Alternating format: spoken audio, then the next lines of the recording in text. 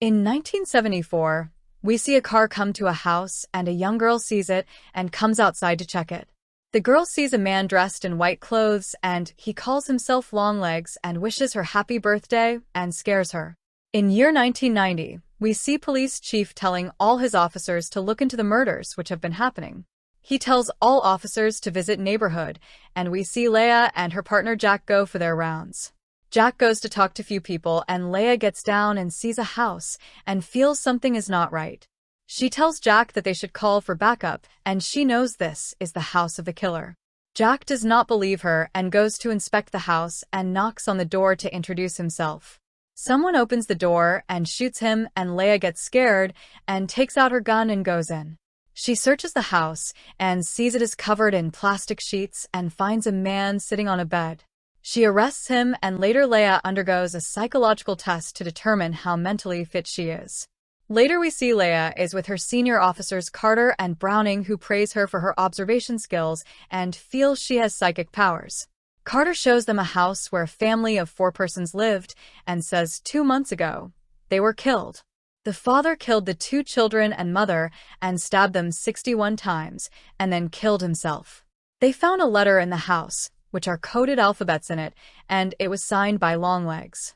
They have found 10 such letters with 10 different families over the last 30 years and believe they all were murdered in same way by Longlegs. Carter believes Longlegs did something to the fathers, and this made them kill their families.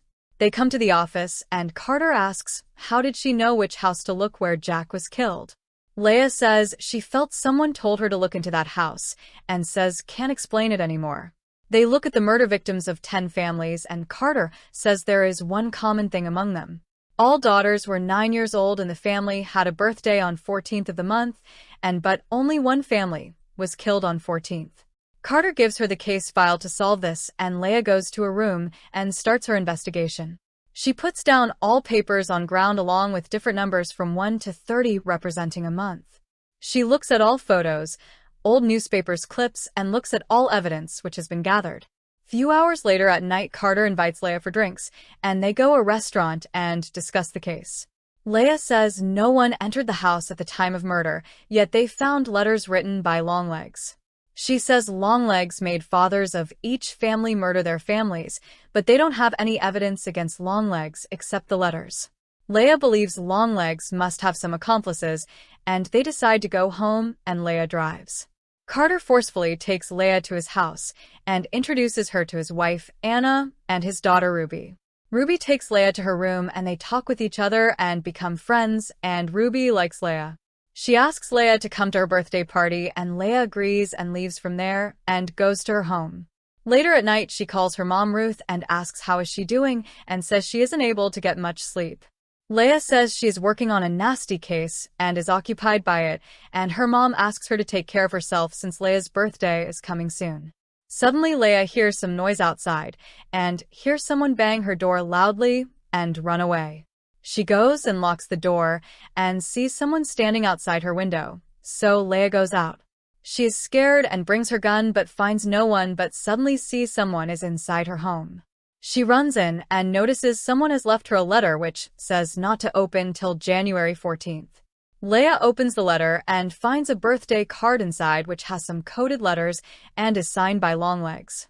She starts decoding the letter using Bible, and it reads a message which tells her not to speak about this letter to anyone, or else he will kill her mother. Next day, Leah goes to a crime scene and meets Carter, who tells them the family has been murdered. They found Longlegs' letter here, and Leah easily decodes it, and they go inside to check the victims. The officer tells they found the father in the garage where he killed himself, but cutting his wrists. Leah is shown the bodies of others which are covered in maggots, and they come to know they have been dead for a few days. Leah calls her mom and says she won't be able to visit her, since she has got an important case.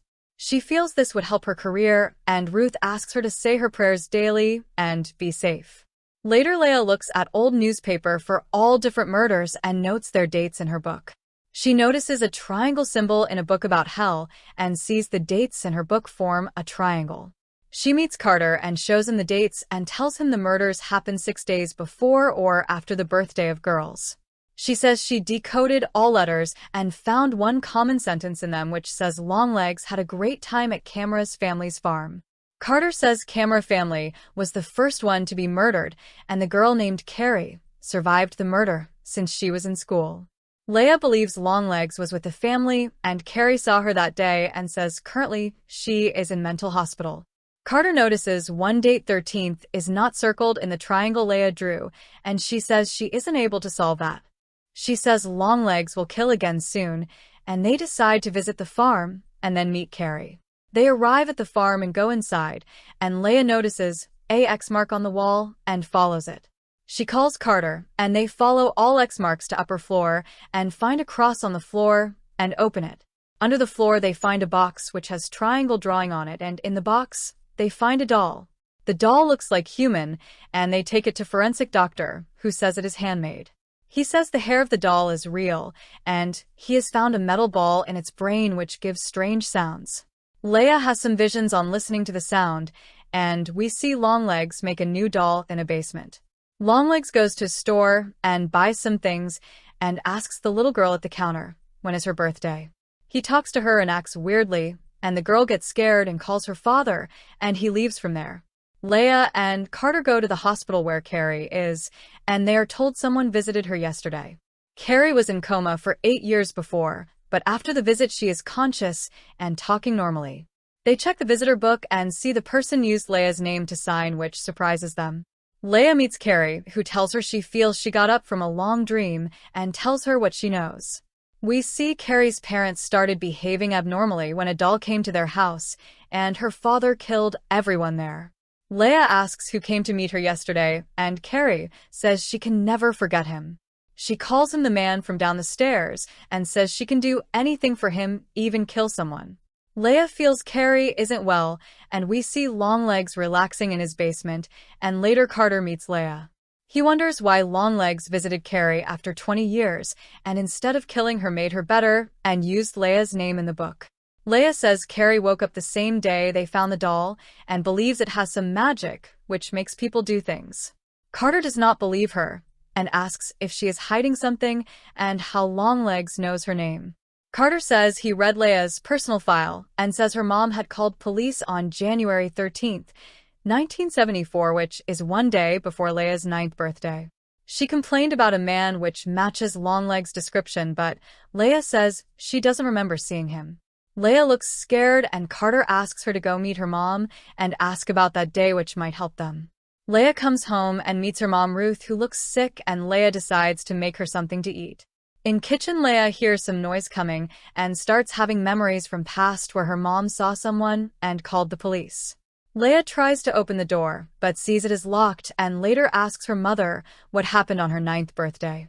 Ruth says nothing happened and they shouldn't talk much on this, and Leah says she knows about the police call. Ruth gets angry and says no one came to their house that day, and Leah goes to her room and finds her old box. While looking at old pictures, she finds a picture of Longlegs she had taken that day and gets scared looking at it. The girl we saw at start was Leah, and Ruth comes and asks Longlegs to leave, but he starts singing weirdly. Later, Leah meets Carter and gives him the photo, and they decide to distribute the photo to catch Longlegs. We see Longlegs is standing at a bus stop trying to escape, but the police come and capture him. The police question him, and he says he wants to meet Leah and wish her birthday since it's coming soon. He starts singing, and Browning says they found some demonic books in Longlegs' luggage that match the letters they found at murder places. She says they don't have any physical evidence that Longlegs was present at the day of murder. Leah says Longlegs has an accomplice and they kill on his behalf, but Carter says they can put Longlegs in jail for life based on letters. Leah says they will soon kill again and decides to meet Longlegs, who cries happily on seeing her again. Longlegs says he works for the man down the stairs and his 7th accomplice will finish what he started. Leah asks who is his accomplice, and he tells her to go ask Ruth and says his job is done now and starts banging his head on table. He repeatedly bangs his head and kills himself, and Carter is angry on Leah and tells Carrie also committed suicide. Leah is shocked to hear this, and Carter says there is no accomplice or magic, and Browning decides to drive Leah home. Leah decides to go inside to bring her mother to the police station for questioning and goes in, but does not find her. We see Ruth is behind the car and has a gun with her and comes and shoots Browning and kills her, and Leah sees this. She goes outside and sees her mother has a similar doll they found and asks her to lower her gun and come with her. Leah says Longlegs is dead and Ruth feels happy and shoots the doll's head, which releases some black powder. Leah falls on the ground and starts remembering her memories that one day Longlegs came to visit them. He said he came from the church, and they have sent a gift for Leah for her birthday, which was a doll made by Longlegs. He used black magic on a metal ball and put in doll's head, which made Leah forget all her memories of that day. Ruth tried to save Leah from Longlegs and begged him to spare her life, and Longlegs agreed on one condition. He made Ruth his accomplice who would help him murder other families, where Ruth would take the dolls made by Longlegs to different families.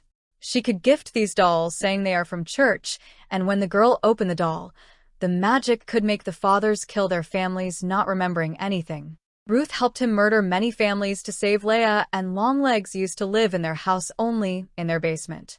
Leah wakes up in her room and feels horrible on knowing the truth and gets a call telling her not be late for Carter's daughter's birthday. She knows Carter and his family is in danger and quickly drives there to warn them and, after reaching, find them to be safe. Carter calls her in, and Leah sees her mom is already here, and she has delivered a doll to Ruby as a gift for her birthday.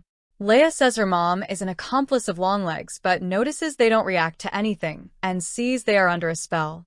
They act weirdly and go inside to get the cake, and Ruth says all three have to die, otherwise they both will die.